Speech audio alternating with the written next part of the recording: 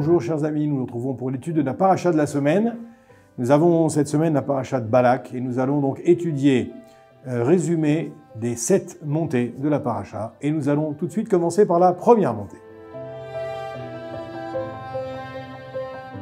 Dans la première montée de paracha de Balak, qui est d'ailleurs la paracha de ma bar mitzvah, donc c'est une paracha que j'affectionne particulièrement, les Bnei Israël viennent de conquérir maintenant les royaumes de Sichon et de Og, et Balak, donc le roi de cette région, roi de Moab, a peur parce qu'il sait qu'il va devoir maintenant affronter les Bnei Israël, et il ne sait pas comment faire.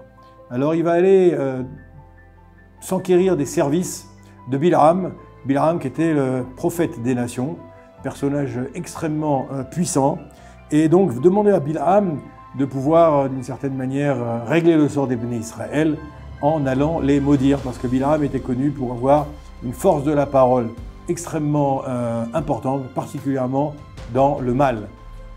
Bilham va donc s'exécuter, mais il va faire un rêve dans cette première montée. Et Akadosh Baruch Hu, Dieu va lui demander de pouvoir effectivement aller s'adresser au Ham Israël, au peuple hébreu, mais surtout de ne jamais le maudire. Et nous verrons la suite dans la deuxième montée.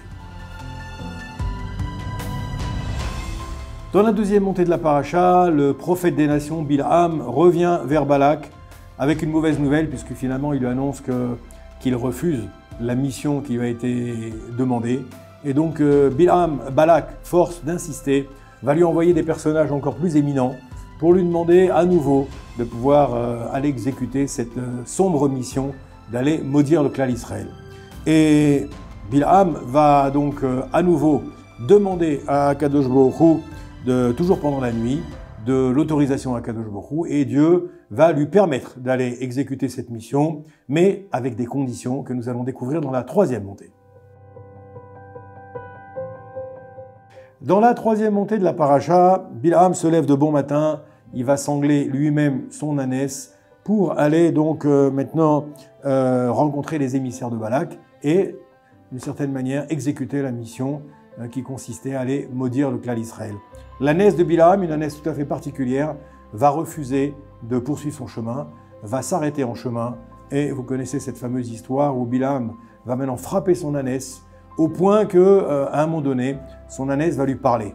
Son ânesse va, pour la première fois, on va dire, dans toute l'histoire de l'humanité, on va voir un âne qui parle, qui s'adresse à son maître. Et l'ânesse va lui demander pourquoi tu me frappes. Et Bilham va lui expliquer qu'il part pour aller réaliser donc cette sombre mission. Bien entendu, Bilham va être saisi de peur, parce qu'il va comprendre maintenant qu'il a affaire à des phénomènes tout à fait surnaturel, commandité par Akadosh Baruch Hu, et donc il va regretter son acte, et le malach qui était donc présent à cet endroit-là va permettre à Bilham de poursuivre sa mission, mais en lui permettant de ne dire que ce qu'Akadosh Baruch Hu aura décidé de mettre dans la bouche de ce prophète. C'est ce que nous allons voir dans la quatrième montée. Dans la quatrième montée de la paracha de Balak, nous voyons que Balak guide Bilham, donc le prophète, sur la montagne, d'où il pourra contempler tout le clan d'Israël et pouvoir à sa guise donc exécuter ses malédictions. Mais bien entendu, le sort va être tout à fait différent, puisque Akadosh Baruch Hu va placer dans la bouche de Bilham que des bénédictions. Au lieu de maudire le peuple, il va bénir le peuple.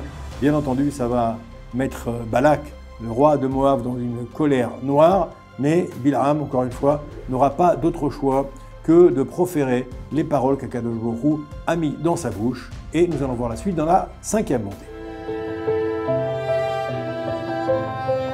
Dans la cinquième montée de la paracha, ici, Balak prend Bilham et propose d'aller sur une autre montagne, où peut-être il aura une autre inspiration, une inspiration qui sera en accord avec ce qu'il attendait, à savoir maudire les Bnei Israël. Mais Bilham, on va voir qu'à nouveau, malgré ce changement de lieu, va continuer à proférer des bénédictions, ce qui va continuer à énerver très fortement Balak, et ils vont devoir à nouveau chercher un nouveau stratagème. C'est ce que nous allons voir dans la sixième montée. Dans la sixième montée, Balak commandite à nouveau Bilham pour de nouvelles malédictions, mais qui, une fois de plus, pour la troisième fois, vont se transformer en bénédictions. Et quelle bénédiction?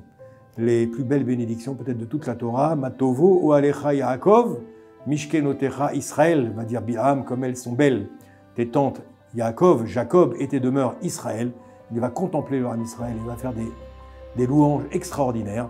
Bien entendu, Balak, fou de rage, va renvoyer Bilam de là où il venait, et puis il va donc quitter ce lieu dépité sans avoir pu exécuter cette mission. Il va donc chercher à nouveau, encore un nouveau stratagème. C'est ce que nous allons voir dans la 7e et dernière montée de la paracha.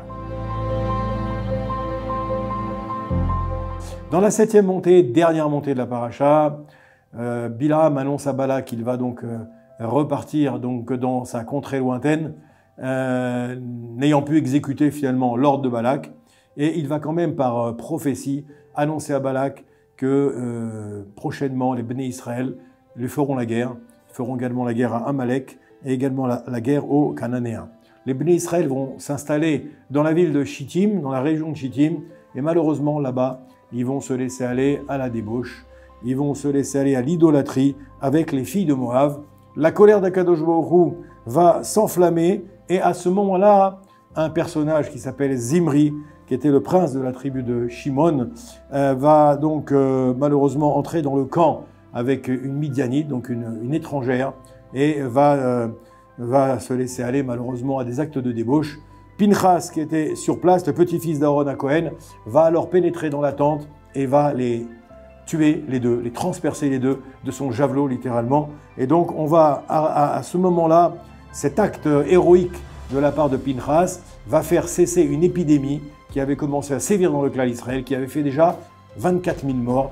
Et grâce à cet acte courageux de Pinchas, l'épidémie va s'arrêter, ce qui nous laisse peut-être penser que Kadosh Baruch Hu a décidé finalement d'arrêter cette xéra.